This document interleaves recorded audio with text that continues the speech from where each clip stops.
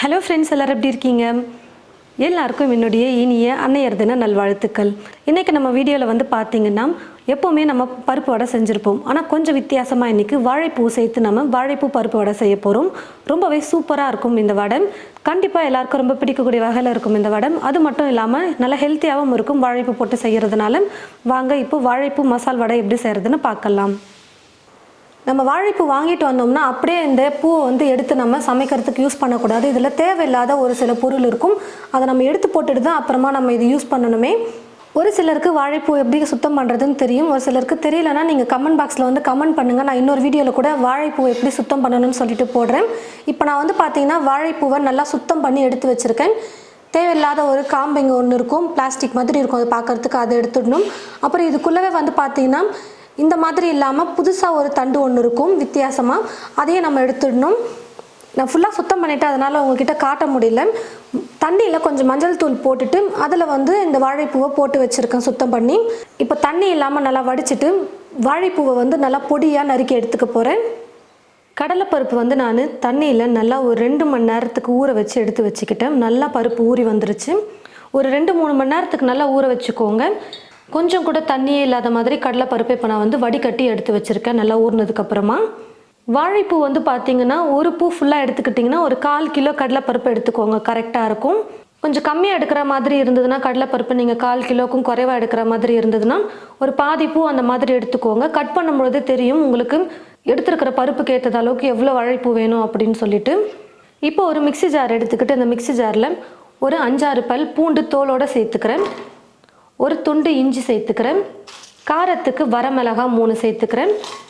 ஒரு 150 கிராம் அளவுக்கு இருக்கும் நான் எடுத்துருக்கிற கடலைப்பருப்பு. அதுக்கேற்ற அளவுக்கு தான் நான் இதெல்லாமே எடுத்துகிட்ருக்கேன். இன்னும் காரம் வேணும்னா நீங்கள் எக்ஸ்ட்ரா ஒரு மிளகா கூட சேர்த்துக்கலாம். வரமிளகாவுக்கு பதிலாக நீங்கள் பச்சை மிளகாவை கூட நீங்கள் பொடியாக கட் பண்ணிவிட்டு சேர்த்துக்கலாம், அது உங்களோட விருப்பம்தான். நான் முதல்ல இப்போ இது எல்லாத்தையும் சேர்த்து அரைச்சிக்கிறேன். ஓரளவுக்கு இந்த மாதிரி கொஞ்சம் கொரகொரப்பாக எல்லாத்தையும் அரைச்சதுக்கப்புறமா கடலைப்பருப்பை சேர்த்துக்கலாம்.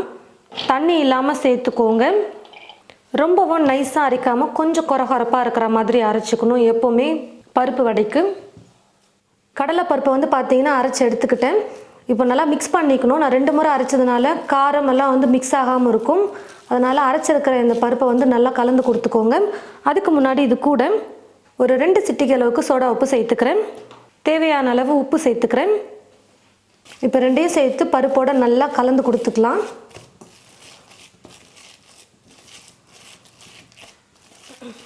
உப்பு சோடா உப்பு சேர்த்து நல்லா கலந்து கொடுத்துக்கிட்டேன். இப்போ இது கூட ஒரு 1/4 ஸ்பூன் இல்லை 1/2 ஸ்பூன் அளவுக்கு சோம்பு சேர்த்துக்கோங்க. சோம்பு முழுசாக சேர்க்க உங்களுக்கு பிடிக்கலைன்னா நம்ம இஞ்சி பூண்டு வரமிளகாய் அரைச்சோம் பார்த்தீங்களா, அப்போவே இது கூட சோம்பையும் சேர்த்து நீங்கள் மிக்சி ஜாரில் நீங்கள் அரைச்சி எடுத்துக்கலாம். நான் சோம்பு முழுசாக சேர்த்துருக்கேன். இப்போ இது கூட பொடியாக நறுக்கிய கருவேப்பிலை கொஞ்சம் எடுத்து வச்சுருக்கேன், அதை சேர்த்துக்கிறேன். கொத்தமல்லி இருந்ததுன்னா நீங்கள் கொத்தமல்லியும் பொடியாக நறுக்கி சேர்த்துக்கோங்க. ஒரு மீடியம் சைஸ் வெங்காயம் எடுத்து நல்லா பொடியாக நறுக்கி வச்சுருக்கேன், அதை சேர்த்துக்கிறேன். கட் பண்ணி எடுத்து வச்சுருக்கிறேன் வாழைப்பூ இருக்குது பாருங்கள், அதையும் சேர்த்துக்கிறேன். நல்லா பொடியாக நறுக்கிக்கோங்க. எந்த அளவுக்கு நல்லா பொடியாக நறுக்க முடியுமோ அந்த அளவுக்கு நல்லா நறுக்கி எடுத்துக்கோங்க. இப்போ எல்லாத்தையும் சேர்த்து நல்லா கலந்து கொடுத்துக்கலாம். எல்லாத்தையுமே சேர்த்து நல்லா கலந்து கொடுத்துக்கிட்டேன். நல்லா கெட்டியாகவே இருக்குது பாருங்கள். ரொம்ப இலக்கமாக இருக்கக்கூடாது, எண்ணெய் குடிச்சிரும் வடை தட்டி போடும்பொழுது.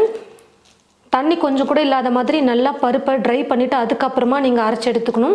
உங்களுக்கு எந்த சைஸுக்கு வடை வேணுமோ அந்த அளவுக்கு நீங்கள் உருண்டை பண்ணி ஒரு பிளேட்டில் வச்சுக்கோங்க. இந்த மாதிரி உருண்டை பண்ணி வச்சிட்டோம்னா எண்ணெய் காஞ்சதுக்கப்புறமா தட்டி தட்டி நம்ம எண்ணெயில் போடுறதுக்கு ரொம்ப ஈஸியாக இருக்கும். பாருங்கள், உங்களுக்கு எந்த சைஸுக்கு வடை வேணுமோ அதுக்கேற்றது போல் உருண்டைகளை பண்ணி ஒரு பிளேட்டில் வச்சுக்கோங்க. இந்த மாதிரி சின்ன சின்னதாக உருண்டை பண்ணி நான் பிளேட்டில் எடுத்து வச்சுக்கிட்டேன். இப்போ நம்ம வடை தட்டி எண்ணெயில் போட்டு பொரிச்சு எடுத்துக்கலாம். கடாயில் எண்ணெய் ஊற்றி வச்சுட்டு எண்ணெயும் பார்த்தீங்கன்னா நல்லா காஞ்சிருக்கு. கொஞ்சம் மாவு எடுத்து போட்டு பாருங்கள், எண்ணெய் காஞ்சிருக்கா இல்லையான்னு தெரிஞ்சிடும். கொஞ்சம் தண்ணியில் கையை லைட்டாக தொட்டுட்டு நனைச்சிக்கோங்க. ஏன்னா அப்போ தட்டும் பொழுது மாவு ஒட்டாமல் இருக்கும். லைட்டாக தண்ணி தொட்டுட்டு கையில் இந்த மாதிரி உருண்டை பண்ணி வச்சுருக்கிற மாவை இப்படி உள்ளங்கையில் வச்சுட்டு லைட்டாக அப்படி ப்ரெஸ் பண்ணோம்னா போதும். பாருங்கள், இப்போ இந்த மாவு எடுத்து அப்படியே நம்ம எண்ணெயில் போட்டுக்கலாம். எண்ணெய் நல்லா காஞ்சதுக்கு அப்புறமா ஸ்டவ்வை கொஞ்சம் லைட்டாக குறைச்சிக்கோங்க. ரொம்ப தீ ஃபுல்லாக வைக்காமல் கொஞ்சம் லைட்டாக குறைச்சிக்கிட்டோம்னா கரெக்டாக நம்மளால் வடையை வேக வச்சு எடுக்க முடியும். இல்லைனா மேலே சீக்கிரமாக கலர் வந்துடும், ஆனால் உள்ள மாவு பச்சையாகவே இருக்கும், வெந்திருக்காது. கொஞ்சம் லைட்டாக தீயை குறைச்சிட்டு குக் பண்ணும்பொழுது கரெக்டாக வெந்திருக்கும். மேலே நல்லா பொன்னிறமாக கலர் பொரிஞ்சு வந்திருக்கும். சாப்பிட்றதுக்கு அப்போ வடை நல்லா மொறு மொறுன்னு சூப்பராக இருக்கும். கொஞ்சம் லைட்டாக வெந்ததுக்கப்புறமா அப்பப்போ வடையை வந்து திருப்பி கொடுத்துக்கிட்டே இருக்கலாம். அப்போ தான் 2 பக்கமும் நல்லா வெந்து வரும்.